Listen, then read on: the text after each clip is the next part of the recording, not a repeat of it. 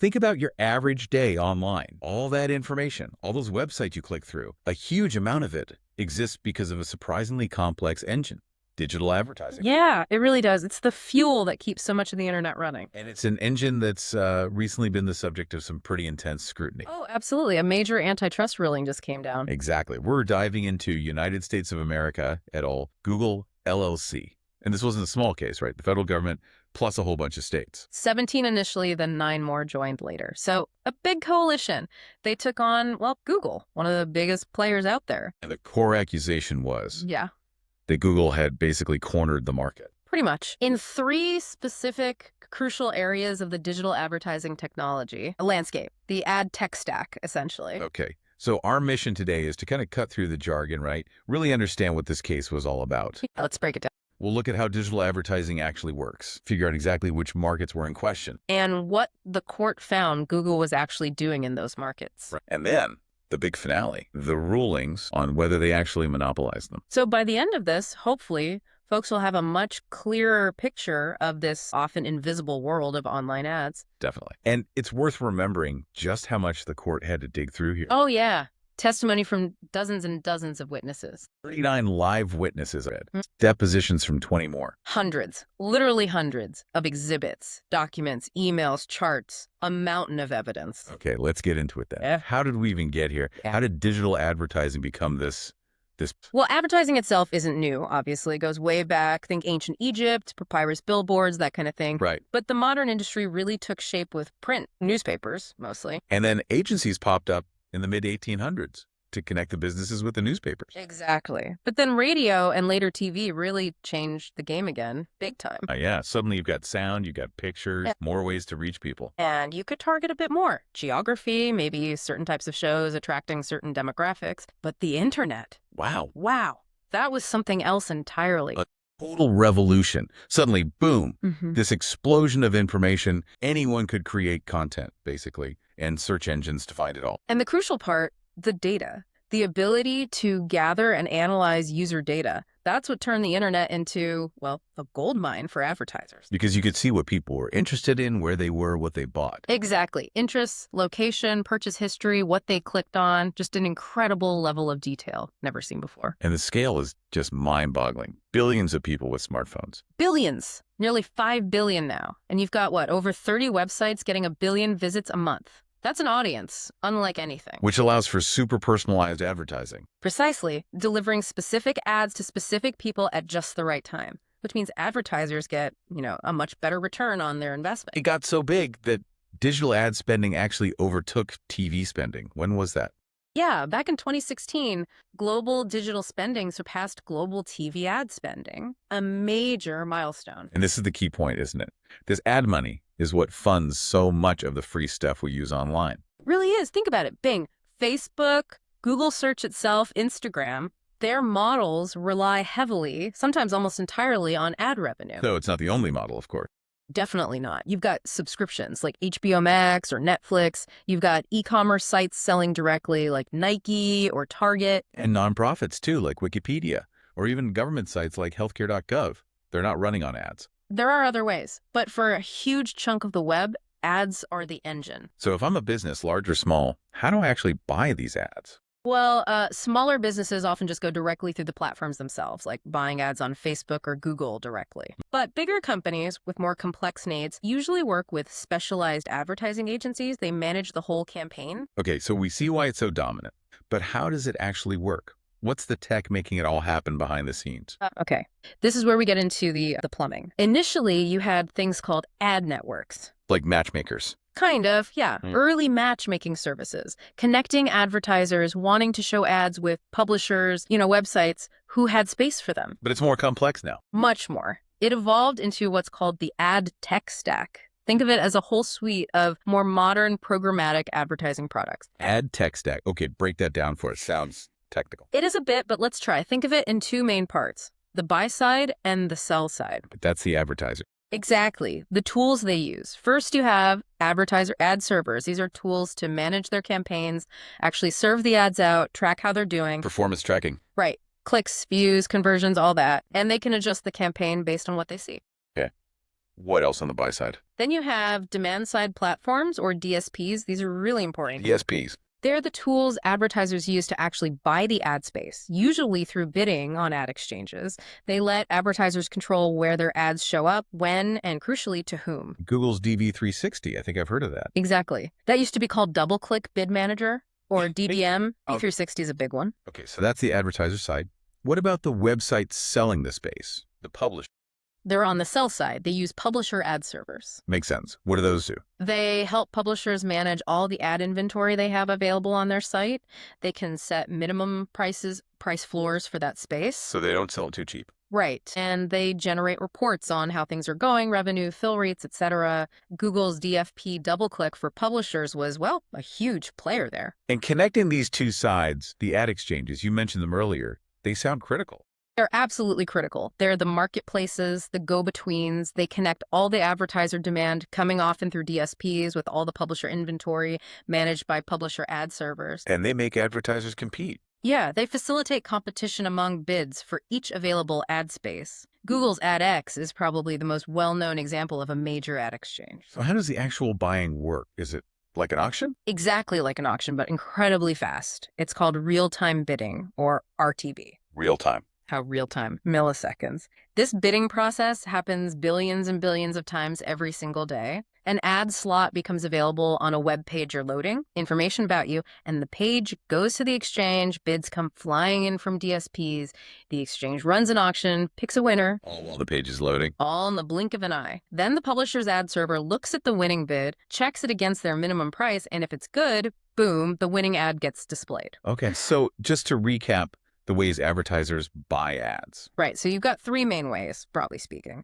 Direct deals with publishers. Okay. Using those older style ad networks. Right. Or using this whole modern programmatic ad tech stack, the DSPs, exchanges, ad servers we just talked about. And the markets the government claimed Google monopolized were?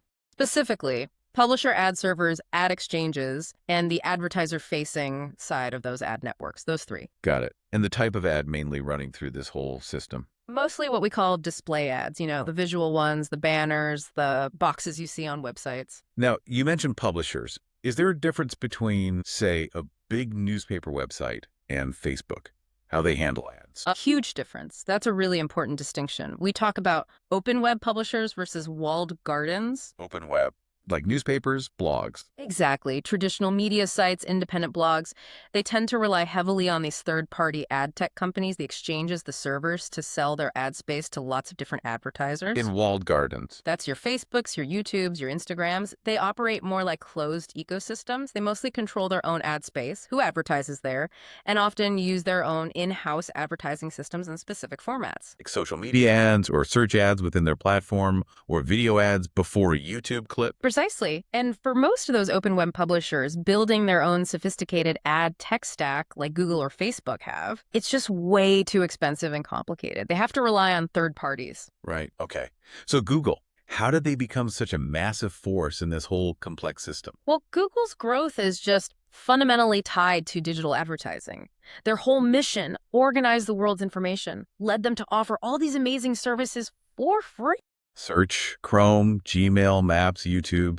The list goes on. Drive, Docs, Translate, yeah, all free to the user. But the trade-off is data collection. That's the deal. In exchange for using these free services, users provide data, and Google uses that vast amount of data to target ads very, very effectively. They've built up this incredibly detailed picture of billions of users' interests, behaviors, demographics. It's unparalleled, really. And we need to be clear, advertising is Google's core business. Oh, absolutely. Something like nearly 80% of Alphabet's total revenue comes from digital ads. It started early on with the Google Content Network, powered by search, and then the launch of AdWords. Which was initially just for ads next to search results, wasn't it? Right, search ads first. But then they expanded AdWords to include display ads, those banners that could appear on websites within their network. And that grew quickly. Exploded, attracted huge numbers of advertisers, both big corporations and small businesses, and Google kept improving it, adding video ads, making display ads work better on mobile,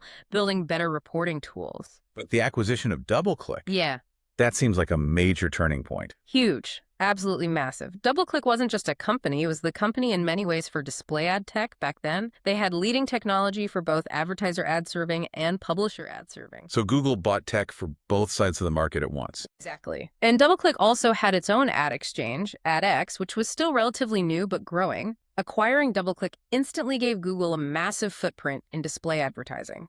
And there was a strategic reason beyond just getting the tech. Oh yeah, it massively accelerated their time to market.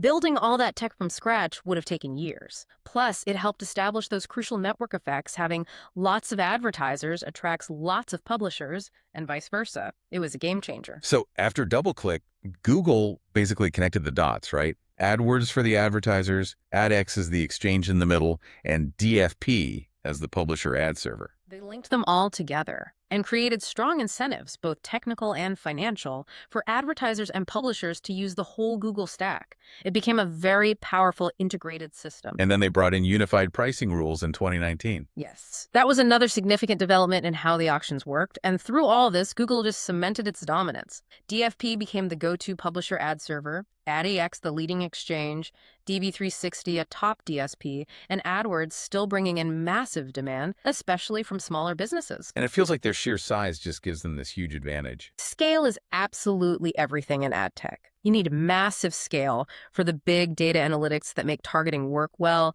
and for those network effects we mentioned.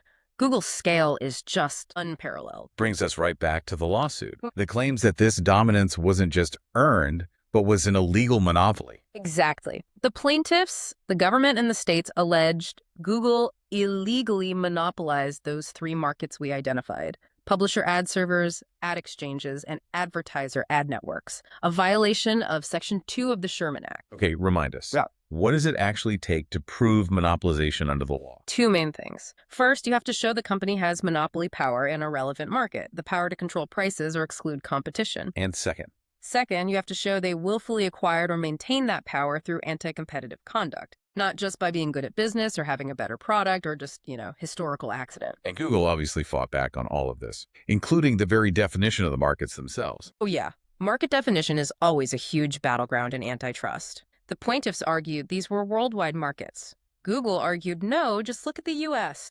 Why is defining the market so critical? It seems a bit academic. It seems academic, but it's fundamental. It defines the area of effective competition. It's where customers could realistically turn if prices go up, or where other companies could step in. If you define the market narrowly, a company looks bigger and more powerful within it. Define it broadly, and their share shrinks.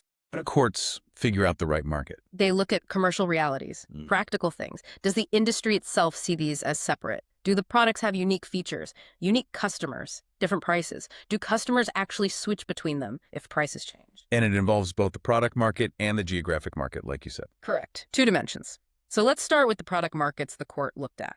First up, publisher ad servers. And the court said, The court found, yes, this is a distinct, relevant product market for open web display advertising. okay, why? What was the reasoning? Several things. One, its unique purpose helping publishers manage and make money from their website ad space. Two, its specific features allocating inventory, handling bids, serving the ads, billing, analytics. Three, different pricing, typically a lower take rate than ad exchanges. And four, industry recognition. Everyone, including Google internally, competitors, publishers, they all talk about publisher ad servers as a specific thing. But Google argued these servers could handle other ad types too, right? Not just open web display? They did. But the court said, look, for an open web publisher trying to sell display ads, are ad servers for social media or in-app ads or in-stream video really interchangeable? And the answer was no. Pretty much no.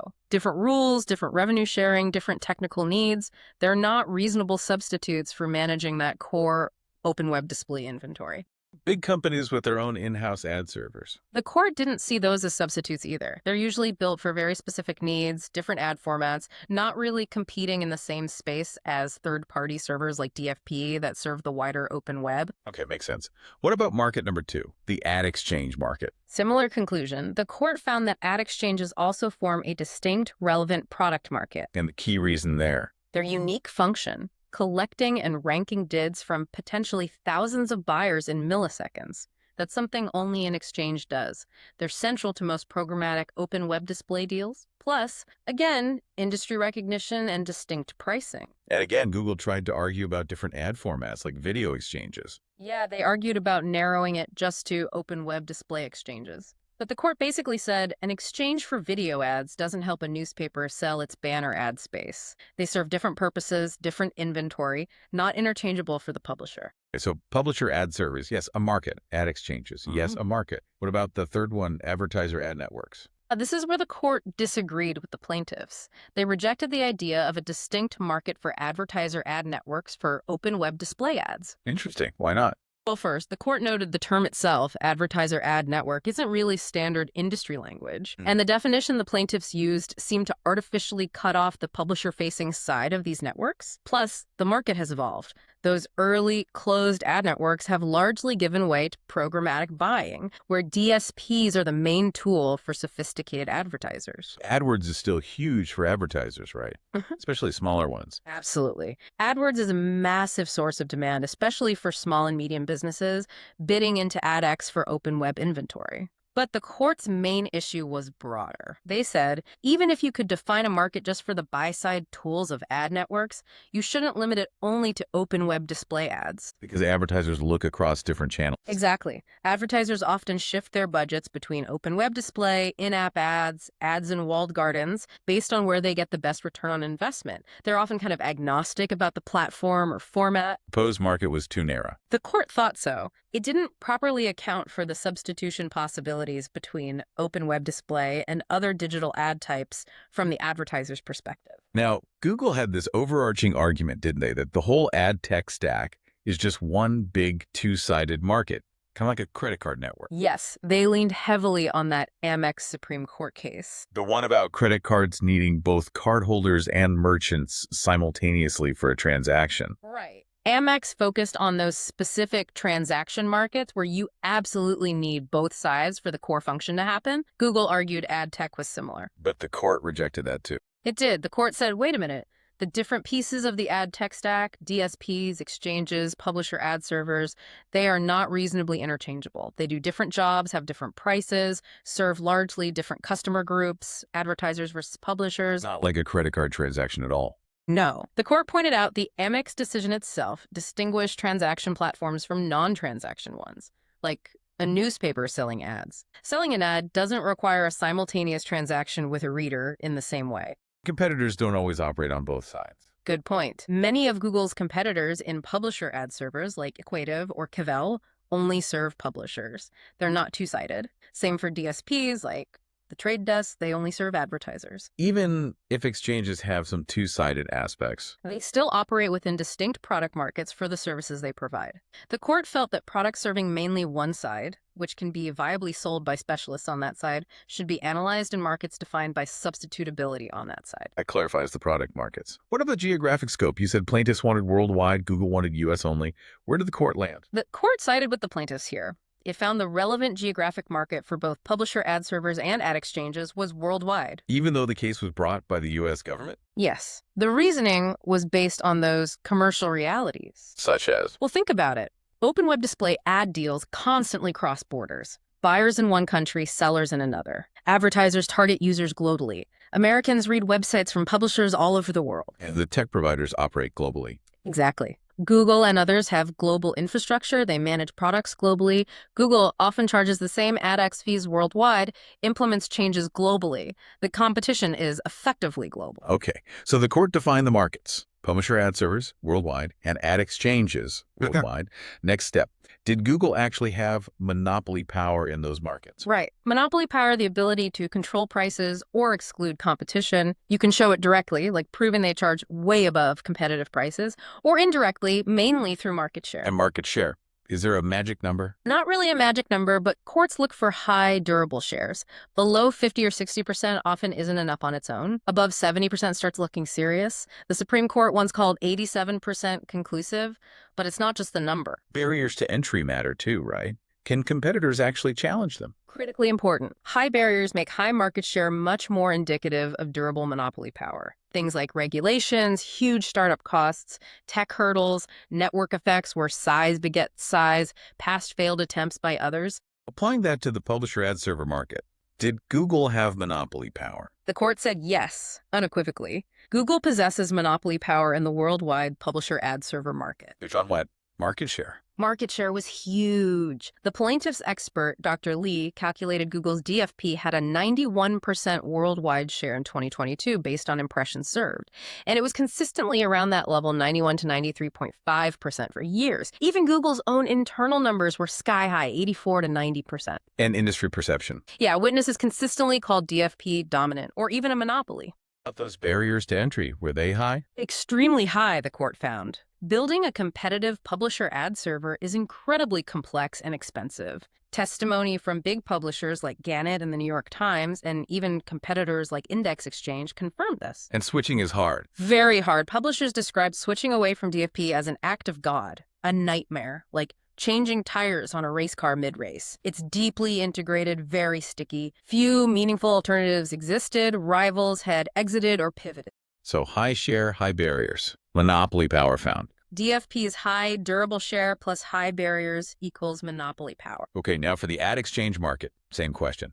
Monopoly power. Same answer, yes. Yeah. The court found Google possesses monopoly power in the worldwide ad exchange market, too. Was this based more on direct evidence like pricing? Yes, there was strong direct evidence here. AdX's long dominance and its ability to maintain a durable 20% take rate, even when internal emails suggested it wasn't justified anymore. That pointed to super competitive pricing. They could charge that much and not lose business. Apparently. They denied discount requests repeatedly without losing significant customers. One competitor even tried a zero take rate, and it barely dented AdX's win rate. That suggests competitors just couldn't constrain AdX's pricing power. Any other signs? Yeah, indirect signs too, like Google limiting functionality in ways that suggested they weren't worried about competition, and market share, while maybe not quite as high as DFP's, was still dominant. What were the share numbers for AdX? Dr. Lee found AdX handled somewhere between 54% and 71% of worldwide open web display transactions over the period studied, depending on the exact measure. Still vastly larger, like 9 times larger than its closest competitor. And the arguments about lower share didn't fly. Nope. The court stuck to the worldwide market definition and focused on transaction volume as the key metric. So again, direct evidence of pricing power, high market share, plus barriers to entry. Yes, significant barriers here too. Scale and network effects are absolutely vital for an exchange to work well, matching buyers and sellers efficiently using data. Building that scale requires huge investment and time. Google's existing large customer base gave it a massive data advantage for training its algorithms. Okay, so monopoly power established in 2 markets. But that's only half the battle for the plaintiffs. Yeah. They also had to prove Google willfully maintained that power through anti-competitive acts. Exactly. Not just by being successful, but by actively doing things to unlawfully stifle competition. And the court looks at the whole pattern of behavior. Yes, the overall campaign. How did these actions taken together harm the competitive process and consumers? Let's look at the specific actions alleged. What about those big acquisitions, DoubleClick and AdMeld? Did the court find those anti-competitive? No, actually. The court found the plaintiffs failed to show that acquisitions themselves were anti-competitive acts that violated the Sherman Act. Even though they obviously boosted Google's scale. Right.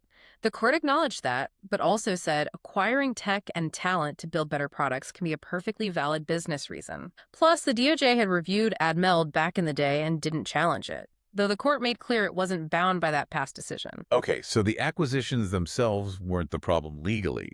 But what about tying DFP to AdX, forcing publishers to use both? Now that was a different story. The court found the AdX DFP tie was unlawful, both as legal tying under Section 1 of the Sherman Act and as anti-competitive conduct contributing to monopolization under Section 2. Okay, walk us through the tying claim again. What are the elements? Things. 1, 2 separate products. 2, coercion, forcing the purchase of one to get the other. 3, enough economic power in the tying product, AdX market. 4, affects a substantial amount of commerce. And the court found all 4. Yes. First, publisher ad servers, DFP, and ad exchanges are separate products, different functions, prices, recognized separately, demand exists for them separately. Second, coercion. Yes, Google's rules in tech basically meant publishers had to use DFP to get real-time bids from AdX. And using multiple ad servers isn't really feasible. Google knew publishers needed AdX's demand. The evidence suggested yes. Google internally recognized publishers often had no viable alternative to AdX's unique demand, partly coming from its dominant search business via AdWords, like owning the stock exchange and the biggest broker. Third, economic power in the tying product, AdX. Yes, the court found AdX's dominant position in the exchange market, boosted by AdWords demand, gave Google sufficient power. And fourth,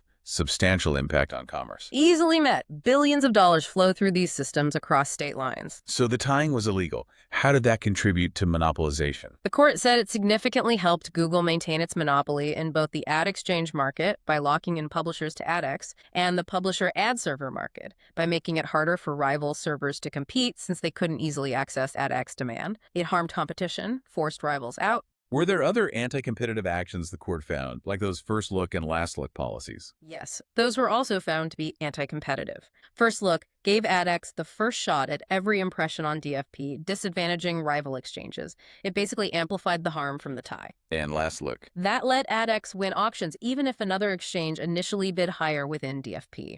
The court called it exclusionary, finding Google's justifications weren't persuasive. It forced publishers reliant on AdX into accepting less competitive outcomes. A Hobson's choice? What about offering discounts on DFP if publishers sent more inventory to AdX? That sell-side dynamic revenue share was also deemed exclusionary by the court, lacking valid pro-competitive justification. In Google's defense, that these were just product design choices. The court didn't buy it. Said you can't just relabel anti-competitive restraints as mere product features. You have to look at the overall exclusionary effect. So summing up the conduct part, illegal tying, plus these exclusionary policies. All combined, the court found, constituted the willful maintenance of monopoly power by Google in both the publisher ad server and ad exchange markets. And there was a side issue about deleted evidence. Yeah, spoliation. The plaintiffs asked the court to basically assume that deleted internal chats would have hurt Google's case on things like their market power, intent, and the harm they caused. The opinion mentions this request.